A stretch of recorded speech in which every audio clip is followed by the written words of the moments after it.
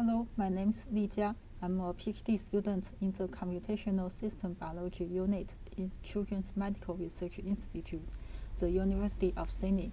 Today, I will share our work on exploring cell type-specific response signatures with single-cell ANOVA.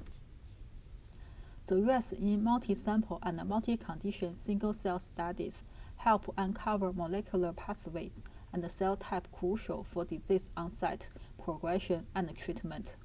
To extract information from those studies, many methods has been developed to identify subgroups of cells whose abundance changes significantly in response to disease progression or experimental perturbations, especially those called cell states. And then the signatures of the differential abundance groups are selected for the further analysis.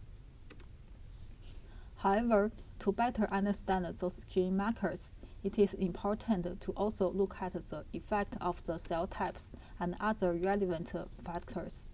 This joint examination helps make the gene markers more interpretable. To address the questions, we developed a computational framework to identify signatures generated from differential abundance analysis and also take into account the effects of cell types and other potential related factors. Single-cell ANOVA can incorporate any upstream differential abundance method. It uses ANOVA-like models to identify genes significantly relevant to any main effects F1 and F2, and those genes are then further categorized into 4 groups: main effect F1, main effect F2, interaction effect, and addictive effect. To further interpret the gene signatures, additional differential expression analyses are performed to determine factors-specific genes.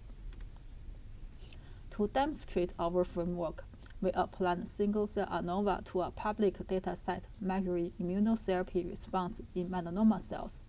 Patient-level phenotypes were used as the conditions of interest to calculate the cell abundance using Milo tools. And then we aim to discover the gene signatures that affect the immunotherapy phenotype and the cell types. We applied the single-cell ANOVA to the selected differential abundance subgroups. We first identified the cell type-specific markers. The UMAP plot of the single-cell dataset highlights the top main effect signatures for the 3 cell types. Those markers are highly expressed in the specific cell type, and we also confirm that those genes are the cell type markers that also identified in the original study of this dataset. We next identified the responding signatures.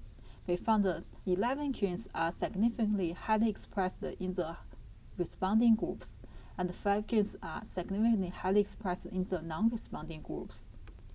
Additionally, we create box plots to show several differential expressed genes in both the responding and non-responding groups.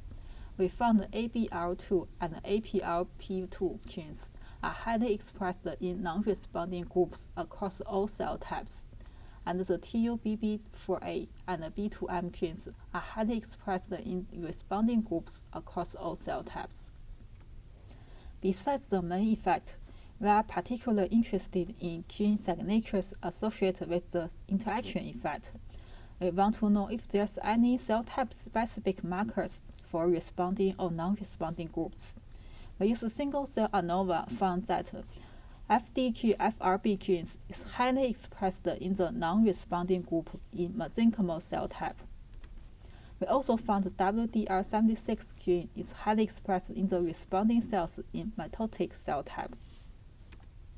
The box plot also shows that those markers are highly expressed in the specific cell type, especially the FDR-FRB gene is a non-responding marker, and the WDR76 gene is a responding marker. After demonstrating the signatures are meaningful in the single-cell dataset, we want to see if those genes also can be applied to other melanoma bulk dataset. We found that the cell type main effect signatures are transferable to external bulk data. Those genes are highly expressed in the particular cell types, the same as the single-cell data. The phenotype main effect signatures are also transferable to external bulk data. The bar plot shows the log2 fold change of expression between responders and non-responders, with color indicate whether the data source is from bulk or single-cell analysis.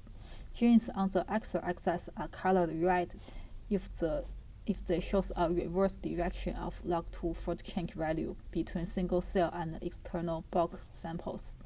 The blue dashed line indicates the original fold change value of 1.3. Most of the single-cell responding signatures have the same log2 fold change trend as the bulk data. We also use the gene signatures with the larger than or less than the cutoff value to predict the bulk sample's responding phenotype. And the 10-fold cross-validation result shows that the AUC is 0.675. For the validation of interaction effect signatures in bulk data, we found that the same patterns of gene expression still exist in the specific cell types in the bulk samples. In summary, we introduced a framework called single-cell ANOVA to interpret single-cell gene signatures generated from the differential abundance analysis. We demonstrate our approach by identifying gene signatures associated with perturbed cell states and specific cell types from melanoma single-cell data. We validate that those gene signatures are transferable to the external bulk data. Lastly, I would like to thank all members of the Computational System Biology Unit and also Sydney Precision Data Science Center, especially my supervisor Pengyi Yang and Jin Yang, and also Yinxin Lin, who contributed to this project. Thank you for your attention.